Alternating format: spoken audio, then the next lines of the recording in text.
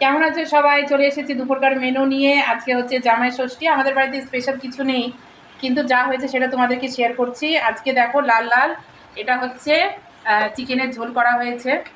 ঠিক আছে, একটু মাখা মাখা টাইপের, পুরো মানে পাতলাও না। আর এই যে এটা হচ্ছে চাল কুমড়োর ঘন্ট, মুগ ডাল দিয়ে করেছে মা। আর এটা একটুখানি আলু সেদ্ধ আছে, এটা হয়তো মাই নেবে। আর এদিকে দেখো কাঁঠাল, দেখো কতটা বড় পাকা কাঁঠাল নেওয়া হয়েছে, মানে কালকে নিয়েছি। এটা 250 টাকা দাম নিল।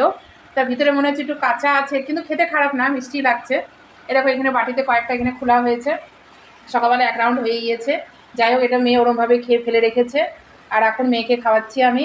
আর তারপরে ছেলেকে দেবো। আর ফ্রিজের ভিতরে আম আর পায়েসও করা হয়েছে, ওটা মা এইমাত্র রাখলো, তোমাদেরকে দেখাতে পারলাম না।